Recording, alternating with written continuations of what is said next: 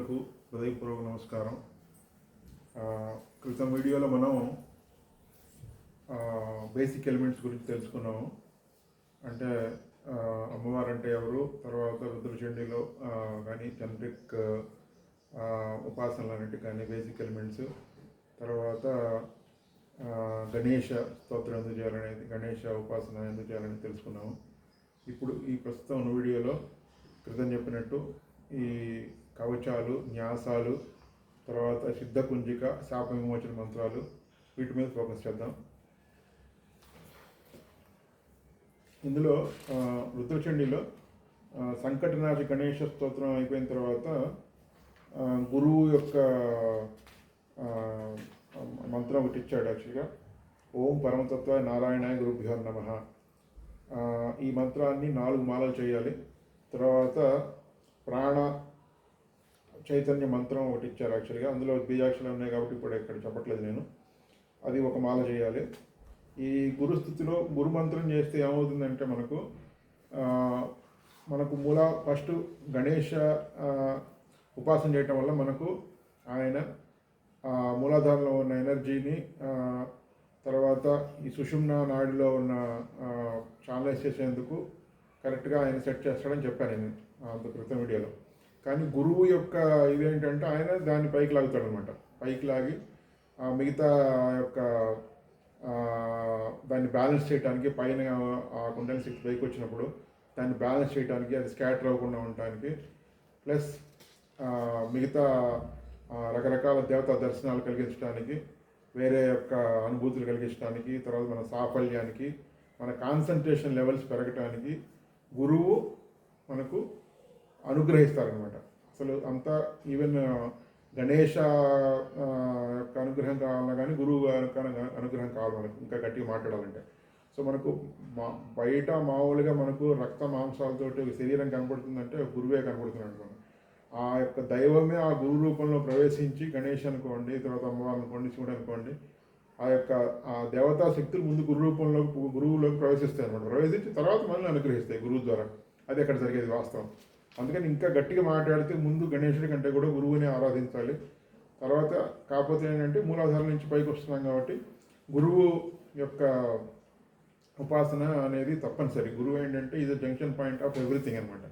నువ్వు ఏ ఉపాసనలోకి వెళ్ళినా కానీ ముందు అక్కడ ఒక ట్రాఫిక్ పోలీసు ఉండి అన్ని వైపుల నుంచి వచ్చే ట్రాఫిక్ని ఎలా ఆయన కంట్రోల్ చేస్తాడో, అట్లాగే గురువు కూడా రకరకాల మన ఆలోచనలన్నింటినీ ఆయన బ్యాలెన్స్ చేసి మనం ఏ డైరెక్షన్లో వెళ్ళాలి అనేది మనకు ఒక చక్కగా దారి చూపించి మనకు మన జీవితానికి ఒక మార్గం చూపిస్తారనమాట. ఒక బాట పక్క దోవలో పడిపోయే వాళ్ళకి కరెక్ట్ దోవ చూపిస్తారనమాట. అట్లా అనమాట. అందుకని ఖచ్చితంగా 200% గురువు యొక్క ఉపాసన కూడా ఇష్టం ఉండకపోయినా చేయాలన్నమాట. ఇష్టం అంతా కొద్దిగా కష్టంగానే ఉంటుంది. ఎందుకంటే గురువు పరీక్షలు పెడతారు, తర్వాత ఇవన్నీ మనకు అర్థం కావు. అందుకని తొందరపడి మనం ఆ ఫ్రస్ట్రేషన్లోకి, ఇరిటేషన్లోకి వెళ్ళకూడదు. అది చెప్పినంత ఈజీగా కూడా కాదు బాగా నిలబడటం గురు పరీక్షలకి. తర్వాత గురు గాయత్రి ఉందన్నమాట. గురు గాయత్రి గురుదేవాయ విద్మహే నారాయణ దత్తాయ ధీమహి తన్నో నిఖిలేశ్వర ప్రచోదయాత్ అని చెప్పారనమాట. అంటే ఇక్కడ మనం బేసిక్గా ఏమర్థం చేసుకోవాలంటే, మనకు యాక్చువల్గా ఈ విద్యని, రుద్రచండీ విద్యని మనకు ఆంధ్రాలో ముందు అసలు బయటికి తీసుకొచ్చిన వాళ్ళు యాక్చువల్లీ ఇది బెంగాల్లో జరిగే విద్య అనమాట. దీన్ని ఇది బాగుంది, ఇది మనం తెలుగు వాళ్ళు ఆంధ్రాలో కూడా బయటికి తీసుకురావాలని సంకల్పం కలిగింది ఎవరికంటే శ్రీ రామానంద సరస్వతి గారికి. ఆయన ఏం చేశారంటే శ్రీ బ్రహ్మర్షి అనిల్ కుమార్ జోషి గారితో వెళ్ళి మాట్లాడి నిఖిల్ చేతుల కేంద్రంలో ఇట్లా దీన్ని తెలుగులో తీసుకొద్దామని నాకు సంకల్పం కలిగిందని చెప్పి ఆయన తర్వాత నాతో కూడా డిస్కస్ చేయడం జరిగింది. నేను తెలుగులోకి మేమంతా ట్రాన్స్లేట్ చేసాం అనమాట. సో అది వేరే విషయం. ఇక్కడ అంటే బేసిక్గా తెలుసుకోవాల్సింది ఏంటంటే గురుకృప, నిఖిలేశ్వర స్వామి యొక్క గురుకృప ఇక్కడ ఉందన్నమాట. ఈ యొక్క ఏదైతే ఉందో ఈ ఉపాసన ధార ఏదైతే ఉందో, అమ్మవారి యొక్క ప్రాణశక్తి ధార, అది ఈ నిఖిలేశ్వర స్వామి అనే ఒక ఛానల్ నుంచి వచ్చిందనమాట. అంటే ఎవరెవరైతే ఈ యొక్క ఉపాసన చేయదలుచుకున్నారో వాళ్ళు ఆయన యొక్క అనుగ్రహ రూపంగా దీన్ని భావించాలన్నమాట. తర్వాత శ్రీ అనిల్ కుమార్ జోషి గారి శ్రీ శ్రీ బ్రహ్మశ్రీ అనిల్ కుమార్ జోషి గారి యొక్క అనుగ్రహ రూపంగా ఇప్పుడు కూడా వాళ్ళ ఆశ్రమంలో ఆయన అందరికీ దీన్నే ఎక్కువ మందికి అనేక మంది సమస్యలు వచ్చిన వాళ్ళకి దీన్ని ఎక్కువ ఆయన ఆపాదిస్తున్నారు. సరే, తర్వాత ఇప్పుడు గురుదేవాయ విద్మహే నారాయణ దత్తాయ ధీమహి తన్నో నిఖిలేశ్వర ప్రచోదయాత్ అంటే గురుదేవాయ విద్మహే గురువుగా తెలుసుకుంటున్నాము ఆ యొక్క దేవత అనుగ్రహాన్ని, గురు అనుగ్రహాన్ని. నారాయణ దత్తాయ ధీమహి, ధీమహి అంటే ఇంకా డీప్గా ఆలోచిస్తున్నామని అనమాట అర్థం ఉందని అక్కడ. నారాయణ దత్తాయ అంటే నారాయణ దత్తుడిగా ఇంకా తెలుసుకుంటున్నాము అని మనం తెలుసుకోవాలన్నమాట. తర్వాత తన్ను నిఖిలేశ్వర ప్రచోదయాత్ అంటే ఈ యొక్క శక్తి మనలో ఎలా మేనిఫెస్ట్ అవుతుంది అంటే ఒక నిఖిలేశ్వర స్వామి యొక్క కృపలాగా అనుగ్రహంలాగా మనలో మేనిఫెస్ట్ అవుతుంది అనమాట.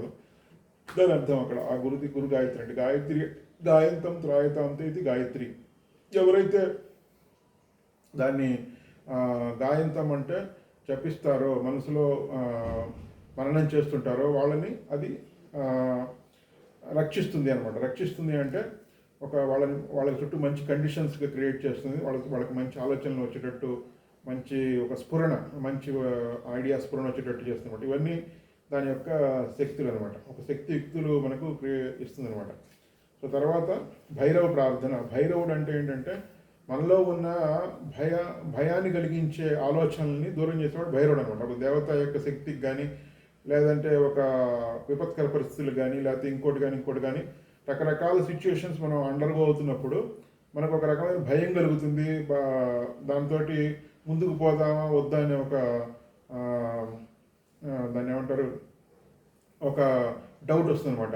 ఆ డౌట్ని దూరం చేసి నువ్వు ముందుకు పోగలవని నీకు ఒక ధైర్యాన్ని ఇచ్చేవాడు భైరవుడు. అంటే భైరవుడు అంటే నీలో ఉన్న ఒక శక్తి, అంతేగాని అక్కడ ఏదో బయట నుంచి వచ్చే శక్తి కాదు. యాక్చువల్లీ నీలో ఉన్న ఆత్మశక్తే బయటకు వచ్చినప్పుడు అది నీకు ఆ ధైర్యాన్ని, ఆ యొక్క ఉత్సాహాన్ని ఇస్తుందన్నమాట. అది ఆ భైరవుని నువ్వు బయటికి తెచ్చుకొని నువ్వు ముందుకు సాగే ఒక పద్ధతి అనమాట. ఇది అంతకంటే లేదు.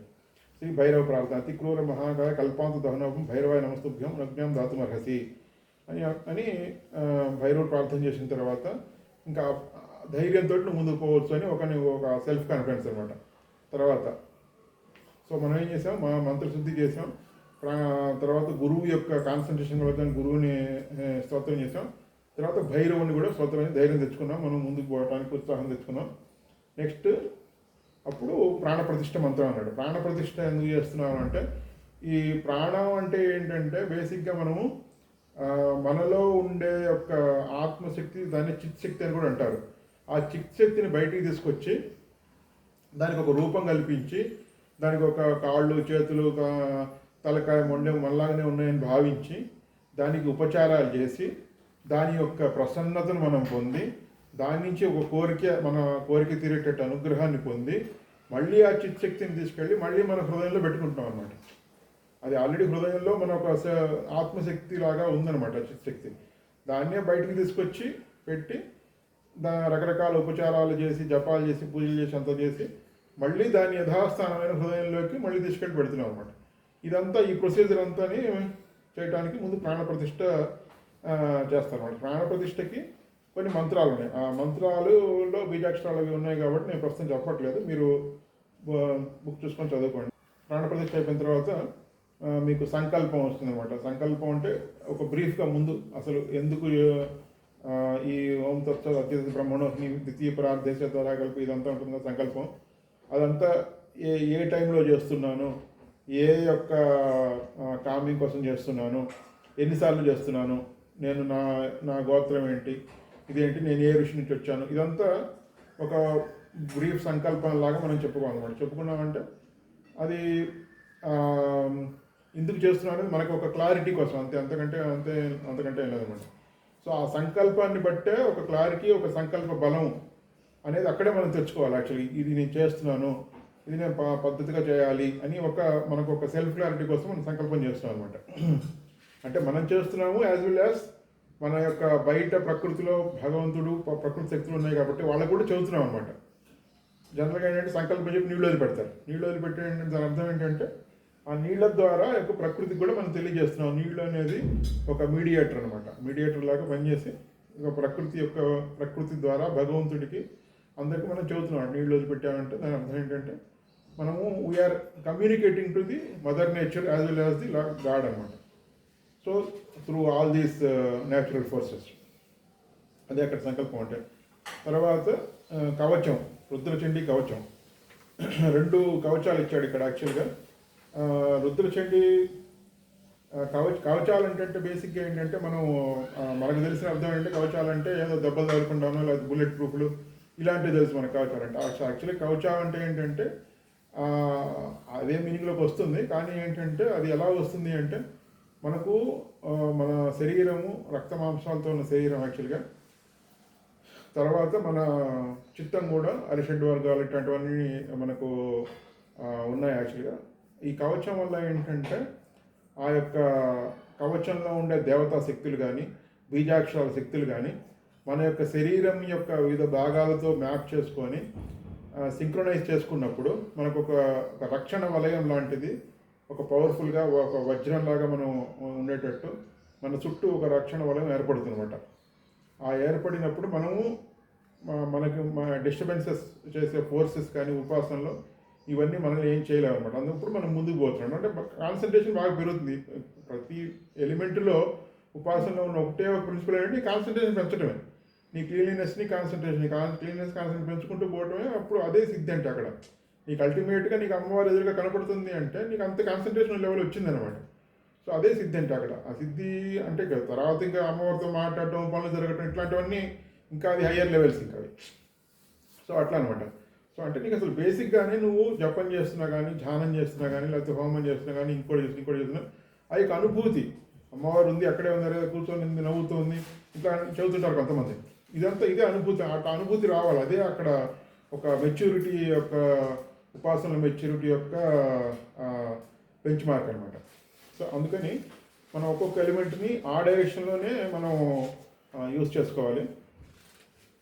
తర్వాత రుద్రచండీ కవచం కూడా అట్లనే 2 కవచాలు ఇచ్చాడనమాట. ఒక కవచం ఏంటంటే కార్తికేయుడు చెప్పింది, ఇంకో కవచం ఏంటంటే రుద్రుడే చెప్పింది. ఇక్కడ 2 కవచాలు ఎందుకు ఇచ్చారంటే ఒక కవచం ఒక మంత్రానికి సంబంధించింది. ఆ మంత్రంలో అక్షరాలు కానీ, ఆ మంత్రంలో దేవతలు కానీ అవన్నీ మన శరీరంలో ఎట్లా మ్యాప్ అయినాయి అనేది ఒక కవచం వచ్చాడనమాట. 2వ కవచం ఏంటంటే ఇంకో మంత్రం కూడా ఉంది, దీంట్లోనే ఇంకో వర్షన్ అనమాట.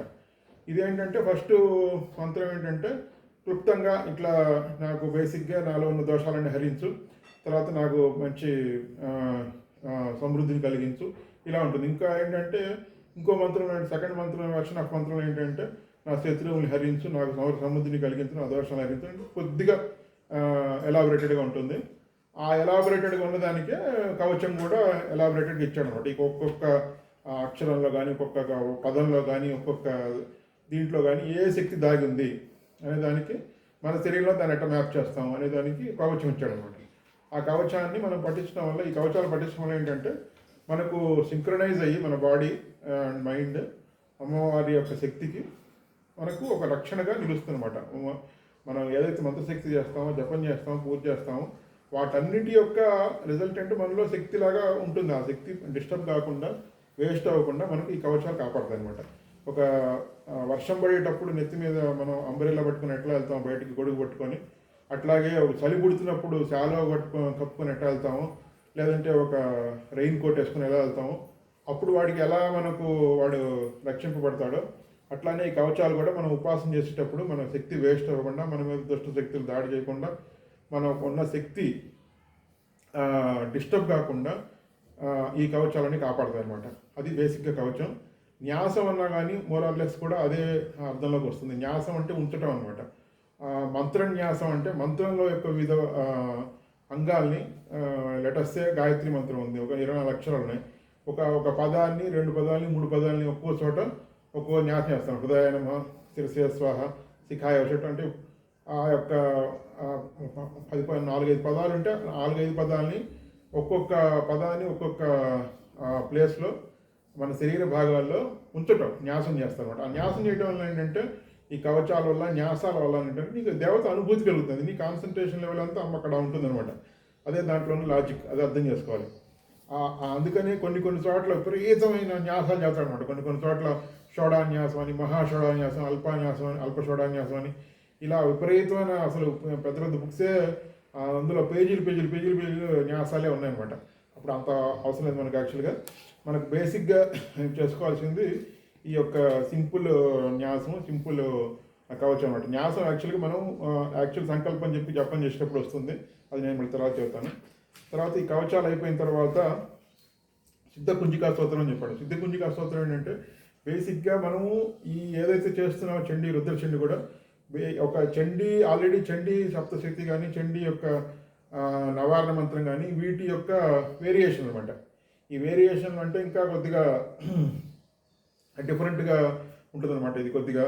సో అందులో ఏంటంటే, సో ఆ బేసిక్ మంత్రం ఒకటే యాక్చువల్గా నవారణ మంత్రం ఏదైతే ఉందో దాన్నే కొద్దిగా వేరియేషన్ ఉంటుందన్నమాట ఇది రుద్రచండీ మంత్రానికి.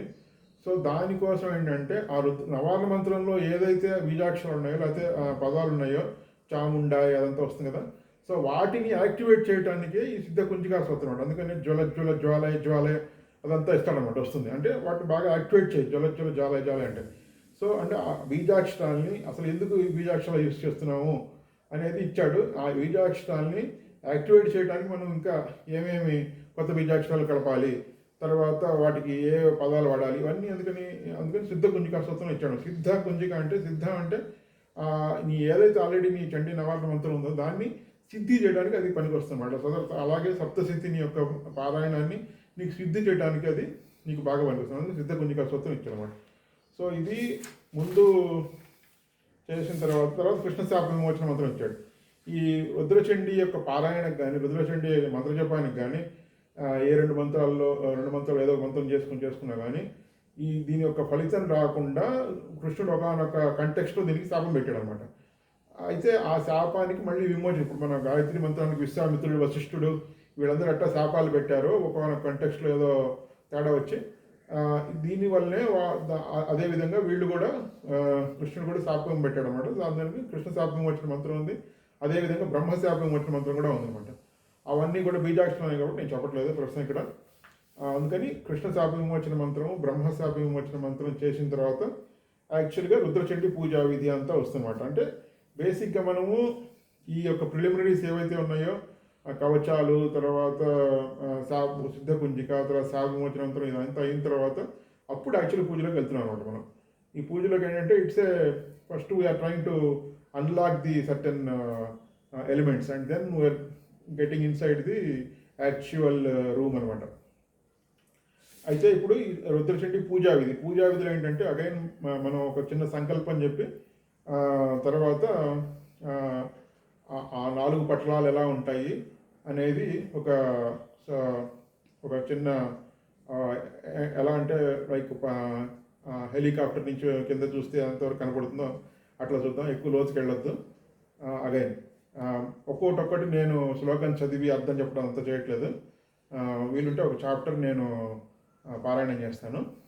సో నెక్స్ట్ స్టెప్ ఏంటంటే మనం నెక్స్ట్ వీడియోలో ఈ పట్టణాలు ఎలా ఉంటాయి, పూజ ఏంటి అనేది చూద్దాం. స్వస్తి.